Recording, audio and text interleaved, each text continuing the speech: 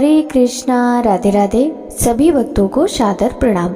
भक्तों, आप नियमित प्रातः 6:30 बजे हमारे चैनल पर श्रीमद् भागवत महापुराण की कथाएं श्रवण करते हैं। साथ ही सभी वारों की कथाएं, तिथि, ज्ञान इत्यादि की जानकारी भी आपको हमारे चैनल के माध्यम से दी जाती है। भक्तों, यदि अभी तक आपने चैनल को सब्सक्राइब नहीं किया है तो अवश्य ही कर लें। साथ ही बेल आइकन भी प्रेस कर लें, जिससे आने वाले हर वीडियो का नोटिफिकेशन आपको समय पर मिल सके। श्रीमद् भागवत महापुराण के कल के अध्याय में भरत चरित्र, भरत जी का मृग के मुंह में फंसकर मृग योनि में जन्म लेना की कथा का रसपान किया था। भक्तों, आज के इस अध्याय में भरत जी का ब्राह्मण कुल में जन्म, जड भरत और राजा रघुगढ़ की भेंट की कथा का रसपान करेंगे। तो चलिए भक्तों, वीडियो शुरू करते हैं।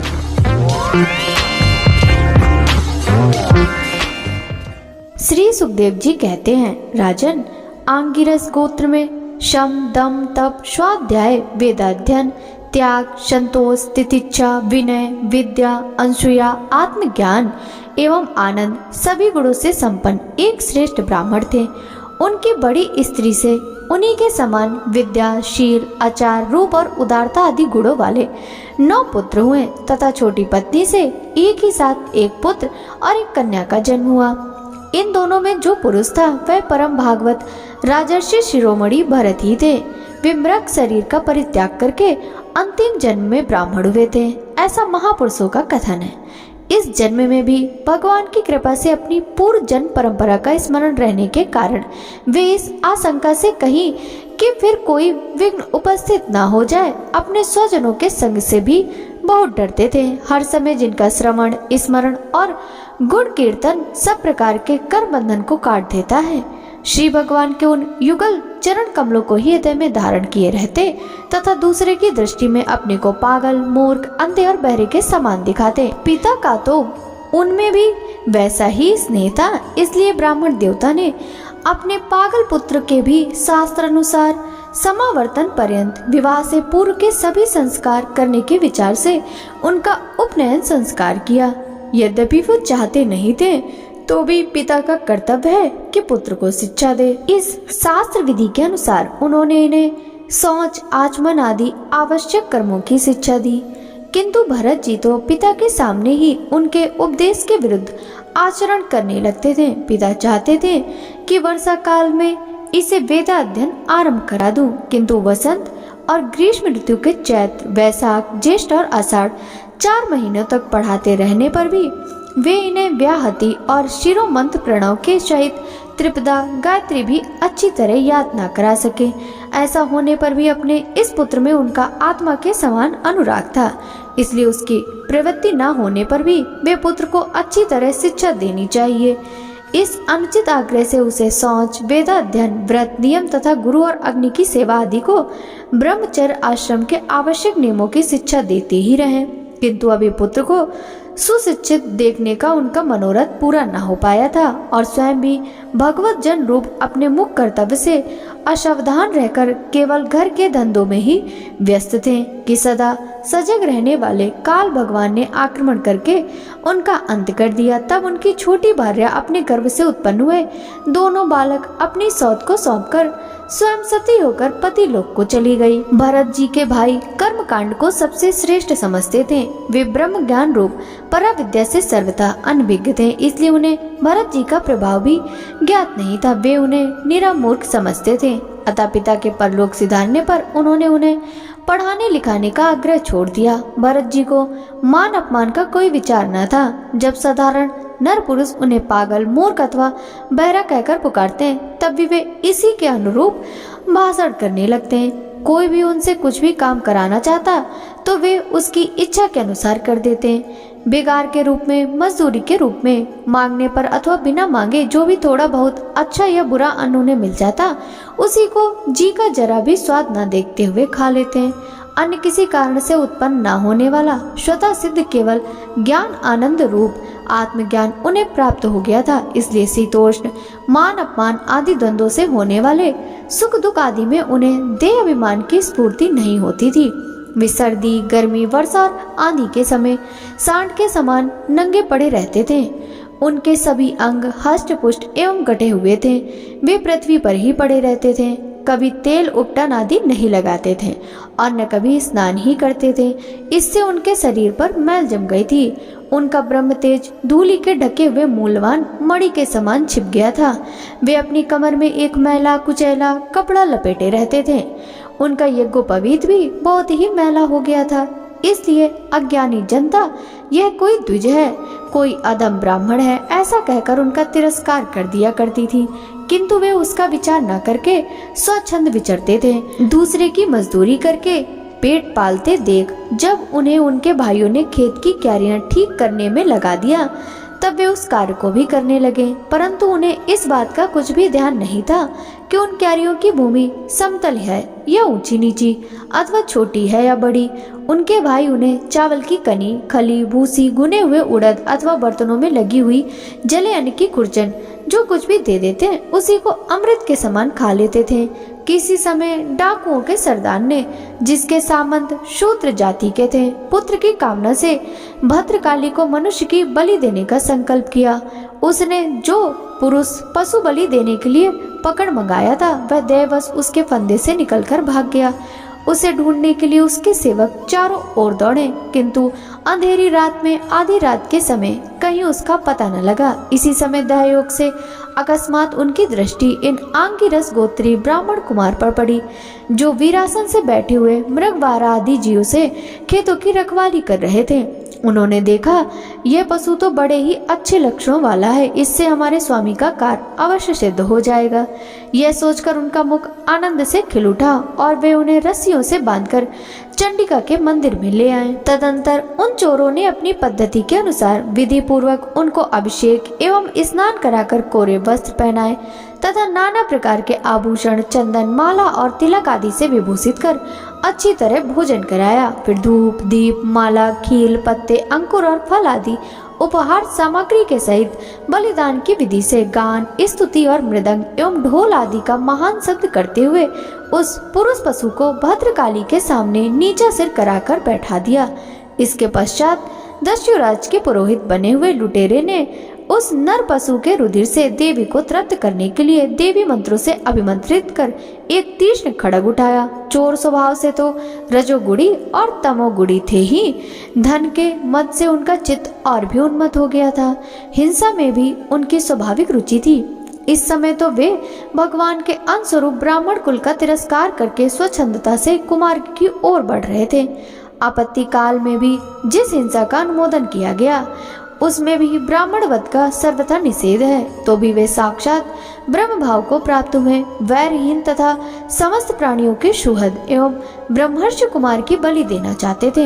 यह भयंकर कुकर्म देखकर देवी भद्रकाली के शरीर में अति दुष्य ब्रह्म तेज से दाह होने लगा।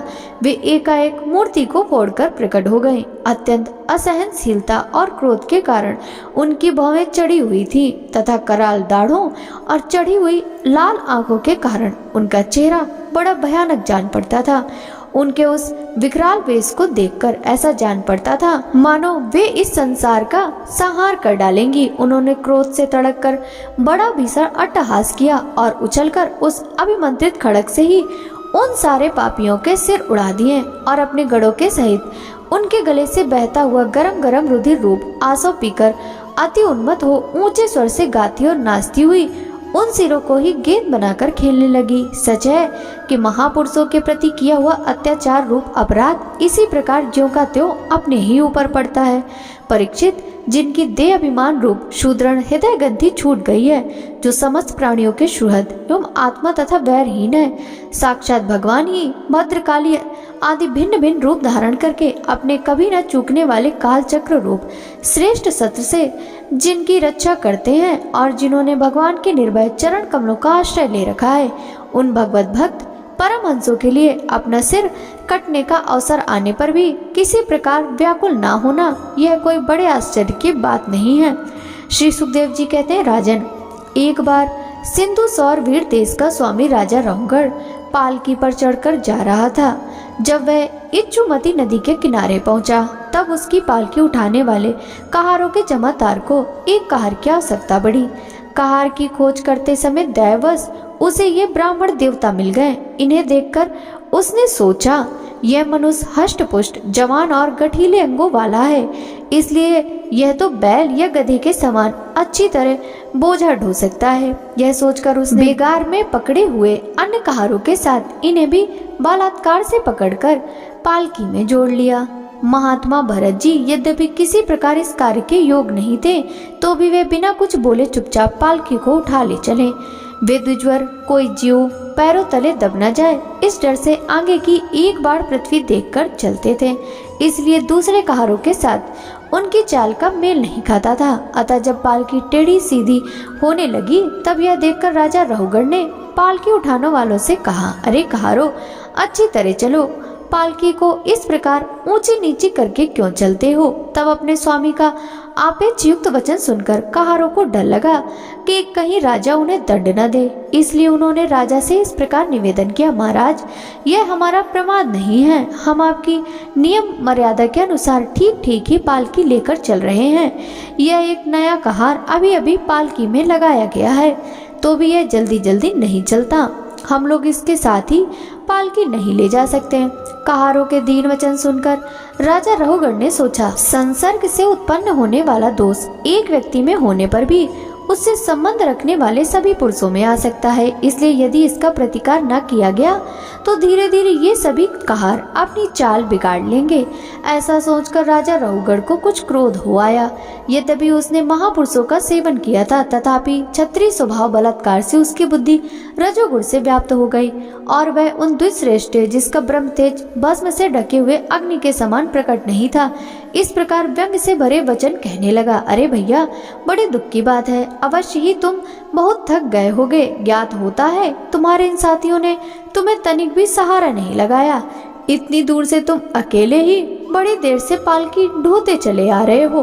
तुम्हारा शरीर भी तो विशेष मोटा ताजा और हट्टा कट्टा नहीं है, और मित्र बुढ़ापे ने अलग तुम्हें दबा रखा है। इस प्रकार बहुत ताना मारने पर भी वे पहले की भांति चुपचाप पालकी उठाए चलते रहे। उन्होंने इसका कुछ भी बुरा ना माना, क्योंकि उनकी दृष्टि में तो पंचभूत, इंद्रिय और अंतःकरण का संज्ञात यह अपना अंतिम शरीर अविद्या का ही कार्य था। वह विविध अंगों से युक्त दिखाई देने पर भी वस्तुतः था ही नहीं, इसलिए उसमें उनका मैं मेरेपन का मिथ्या अभ्यास सर्वथा निवृत्त हो गया था और वे ब्रह्मरूप हो गए थे।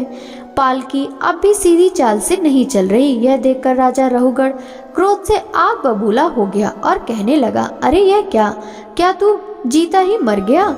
तू मेरे निरादर करके मेरी आज्ञा का उल्लंघन कर रहा है। मालूम होता है तू सर्वथा प्रमादी है। अरे जैसे दंडपाणी यमराज जन समुदाय को उसके अपराधों के लिए दंड देते हैं, उसी प्रकार मैं भी अभी तेरा इलाज किए देता हूँ, तब तेरे होश ठिकाने आ जाएंगे। रहुगढ़ को राजा होने का अभिमान था, इसलिए वह इस प्रकार बहुत सी अनाप शनाप बातें बोल गया। वह अपने को बड़ा पंडित समझता था, अतः रजतम युक्त अभिमान के वशीभूत होकर उसने भगवान के अनंत प्रीति पात्र भक्तवर भरत जी का तिरस्कार कर डाला। योगेश्वरों की विचित्र कहनी करनी का तो उसे कुछ पता ही न था। उसकी ऐसी कच्ची बुद्धि देखकर वे संपूर्ण प्राणियों के सुहृद एवं आत्मा ब्रह्मभूत ब्राह्मण देवता मुस्कुराए और बिना किसी प्रकार का अभिमान किए इस प्रकार कहने लगे। जड़ भरत ने कहा, राजन, तुमने जो कुछ कहा वह यथार्थ है, उसमें कोई उलाहना नहीं है। यदि बाहर नाम की कोई वस्तु है तो ढोने वाले के लिए है, यदि कोई मार्ग है तो चलने वाले के लिए है। मोटापन भी उसी का है। यह सब शरीर के लिए कहा जाता है, आत्मा के लिए नहीं। ज्ञानी जन ऐसी बात नहीं करते। स्थूलता, कृष्णता आदि व्याधि, भूख प्यास, भय, कलह, इच्छा, बुढ़ापा, निद्रा, प्रेम, क्रोध, अभिमान और शोक, ये सब धर्म देह अभिमान को लेकर उत्पन्न होने वाले जीव में रहते हैं। मुझ में इनका लेस भी नहीं है। राजन, तुमने जो जीने मरने की बात कही, सो जितने भी विकारी पदार्थ हैं उन सभी में नियमित रूप से ये दोनों बातें देखी जाती हैं, क्योंकि वे सभी आदि अंत वाले हैं। यशस्वी नरेश, जहाँ स्वामी सेवक भाव स्थित हो वहीं आज्ञा पालन आदि का नियम भी लागू हो सकता है। तुम राजा हो और मैं प्रजा हूँ, इस प्रकार की भेद बुद्धि के लिए मुझे व्यवहार के सिवा और कहीं तनिक भी अवकाश नहीं दिखाई देता। परमार्थ दृष्टि से देखा जाए तो किसे स्वामी कहें और किसे सेवक, फिर भी राजन, तुम्हें यदि स्वामित्व का अभिमान है तो कहो, मैं तुम्हारी क्या सेवा करूं। वीरवर, मैं मत, उन्मत्त और जट के समान अपनी ही स्थिति में रहता हूं। मेरा इलाज करके तुम्हें क्या हाथ लगेगा।